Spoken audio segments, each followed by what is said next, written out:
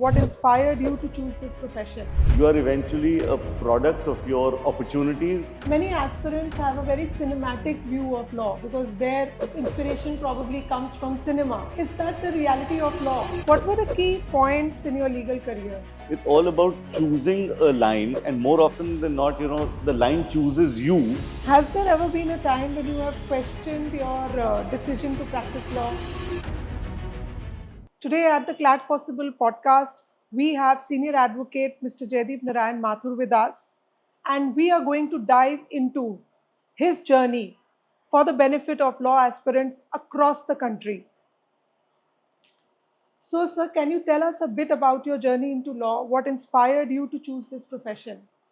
See, I'm from a time when law was a 3-year course, and there was no entrance exam for admission to law. So after I did my BA honors in history from St. Stephen's College in Delhi University, after that I came to Lucknow and I got admission in the law faculty here as a student for the 3-year law curriculum. The reason why I chose law as an option was that I felt that this is a thing which I would love doing for the rest of my life.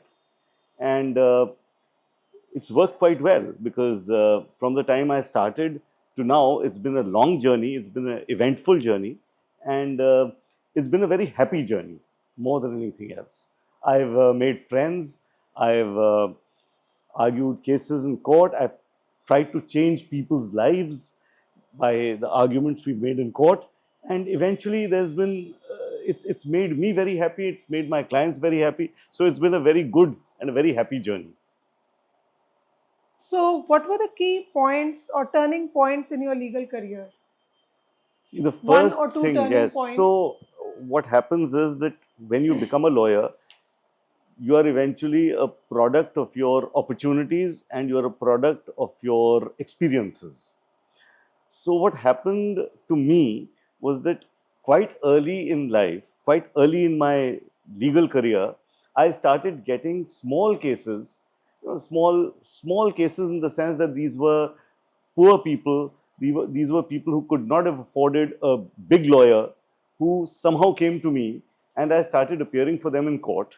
And they bring their friends with them once they're happy.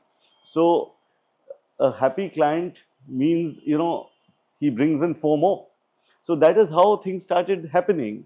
And I was lucky that this did go on quite well. And so there were clients who were multiplying, clients themselves. So that's how it happened. And I guess that's what happens in most lawyers' lives. It's all word of mouth. It's just one happy person going and getting more happy people, more unhappy people to find happiness, that sort of thing. Were there any mentors or experiences that shaped your approach towards the law you practice? See, mentors are very important. Right from the time you get into law school, there are always some teachers who inspire you. Even before that, now, when you are studying for the exam, for the entrance exams, there have to be people whom you trust, whom you believe in, people who inspire you. And these are the people you look up to for not just for help and guidance for your curriculum, but even otherwise. So similarly, I have had, teachers in law school who have been, role models. The way there was this Dr. Avtar Singh, for instance, whose book on the law of contracts is a very famous book even today. He's no more. Dr. Avtar Singh taught us contract. So I don't even know if he was aware of my existence, but I thought the man was absolutely brilliant, and I started attempting to think like he used to think. Then there was Mr. Mathur, my uncle, who was teaching us the law of torts. He was absolutely brilliant in class, and we all tried to emulate his thought process. So these are the ways in which mentors through law school help you. And then once I became a lawyer, then of course there were lawyers in court, there were senior advocates at that time in court who were absolutely fantastic, and we used to look at them with stars in our eyes. and feel that, this is what I want to be, this is how I want to argue a case. And whatever time, and this is a very friendly profession in that sense, that once you're a lawyer, then everybody else who's a lawyer is your friend. In fact, when we address each other in court, even the senior most lawyer is my learned friend, and the junior most lawyer is, my learned friend. So we are all friends. So outside court, you do get an opportunity to interact with the best lawyers, the biggest lawyers. So young lawyers actually talk to them, and they find mentors, even though the poor mentor doesn't know that he is a mentor, and they find mentors there. So that's how it's happened. It's happened with all of us. So that's where we are. Many aspirants have a very cinematic view of law because their inspiration probably comes from cinema, suits, or even Bollywood. So, is that the reality of law? Uh, it's much more. Uh, People who come into law, young people who come to law as a profession, have some ideas about how the law courts work, and again, they have these ideas from law firms being shown in serials and movies and all that. But let me tell you, it's far more exciting. Actual law is far more exciting. The element of uncertainty. You see, I keep telling young juniors in the chamber that when we are preparing a case in the chamber for a hearing the next day, it goes off, completely in a textbook way, the preparation of the case. And when you are actually arguing the case, standing before a court and arguing it can go completely haywire. It can go completely sort of on unexpected lines. So very often I have these young interns from the back sending in slips, through the clerk and sometimes through other lawyers, that see, you've missed this and you've missed that. But what we are doing is basically we are structuring the argument there and reacting to how the court is reacting to our argument, instead of following. So it's very, very exciting in court. And what you actually see in serials or in movies is not half as exciting. In fact, there was this serial recently, there was this movie recently called Mamla Legal Hai, Yeah. which was very interesting. It was a close depiction to what actually happens in court. But all practicing lawyers can recount stories which are far more exciting than the stories which were shown in the movie. So it's great fun being in court. So, how would you describe a typical day in your life as a senior advocate? So people think we work very hard. Yes, we do. The hours are very long. So, but the hours are not stressful in the sense that we are with friends. See, imagine a situation where your workplace has people who have been to school with you. So, people who were in law school with me are also my colleagues. So, we are in court, and even the busiest of days, give us enough time to have a cup of coffee together or a cup of tea together and a chat in the corridors. So, the entire working day is between hearings and having cups of tea and coffee and chatting with friends. It's not stressful, sometimes tiring, yes. So when we get back at about 4 o'clock or 4:15 in the afternoon, it is a little taxing, but then we are back in the chambers. Yeah. So in the chambers, when we are working, of course there's serious work happening there. Next day's cases are being prepared, and lawyers are coming in, clients are coming in. So there is a lot of, the good thing in practicing law in the courts is that you also have friends coming in. Yes. So friends come in and we have a cup of tea and or coffee with the friends there, and it's all right. You get up late in the evening after a full day of work, but you go home happy because you've met your friends throughout the day and you've had some nice, interesting moments through the day, even while you've been working very hard. How does courtroom advocacy differ from other areas of law like corporate law or strategy or policy? Because this is for our young aspirants, students.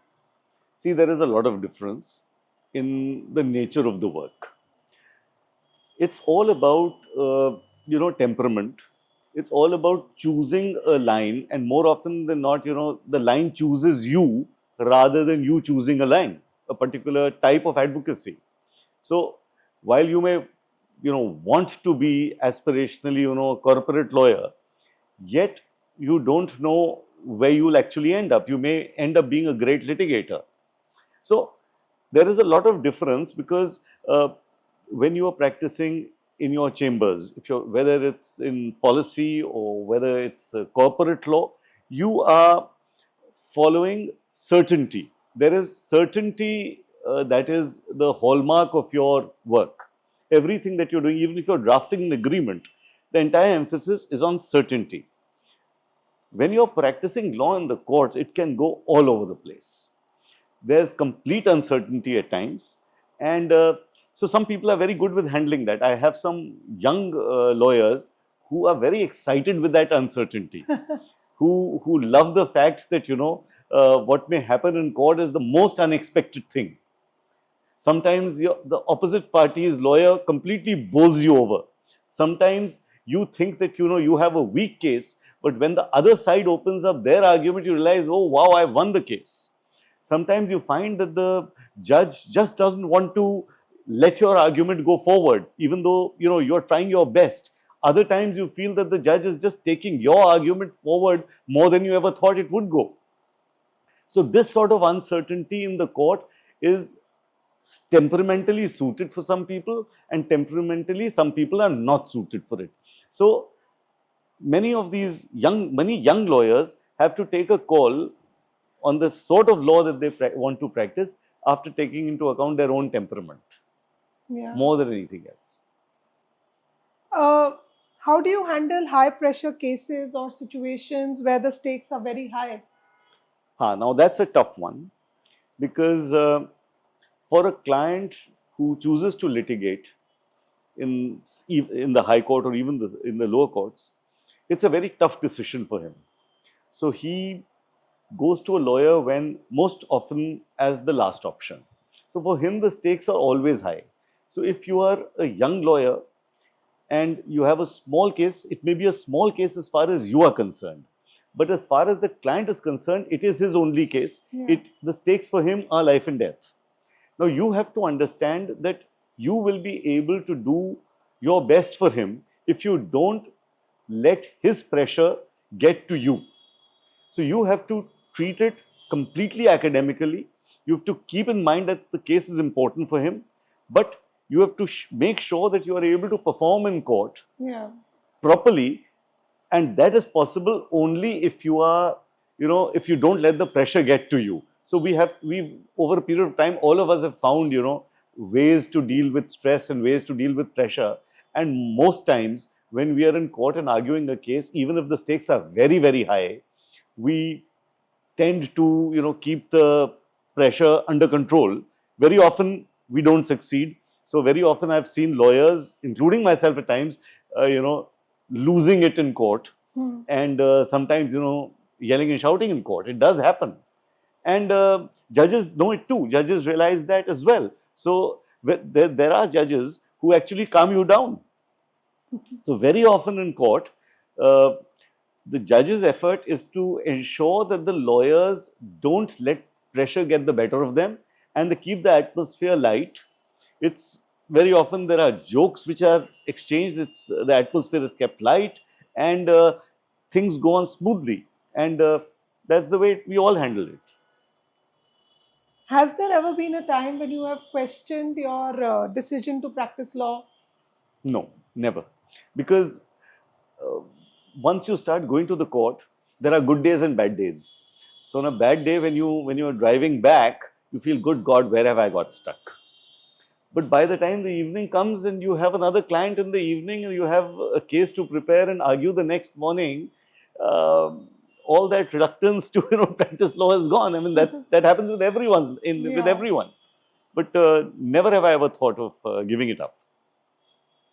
What advice would you give to students who are preparing for Clat and planning to join national law universities? You see, one is, of course, work hard, but that's what everyone tells them. But the most important thing that they have to do is to read. it's not necessary that you read only, legal things. Yeah.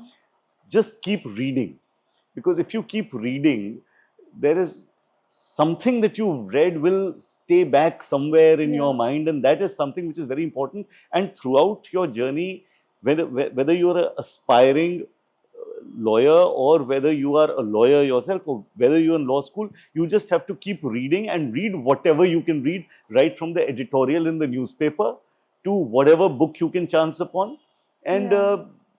just keep reading. That's completely non-negotiable. Yeah, that's good advice because their whole paper is about reading. And we Yes. hold book discussions bi-weekly, so I keep motivating them to read.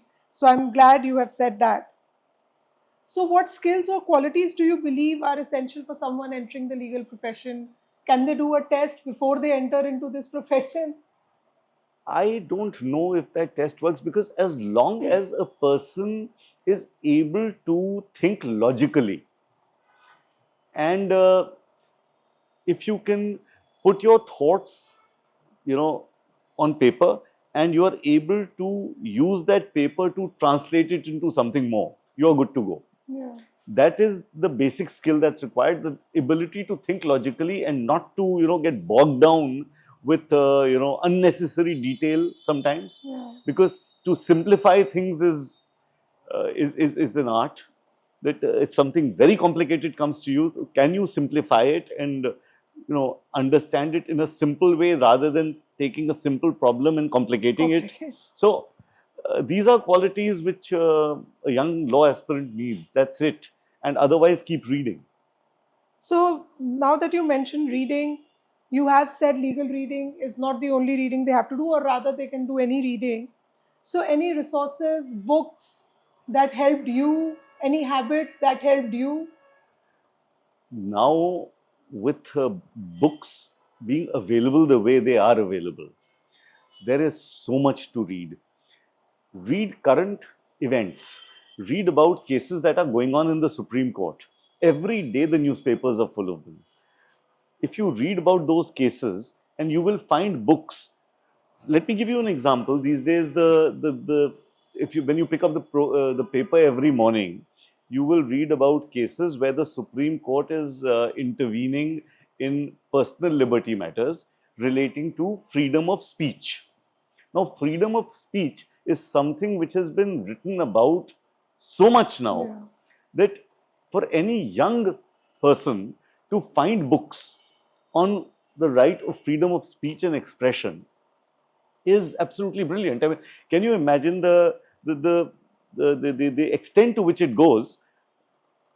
The right to fly the national flag has been held by the Supreme Court to be a part of your freedom of expression.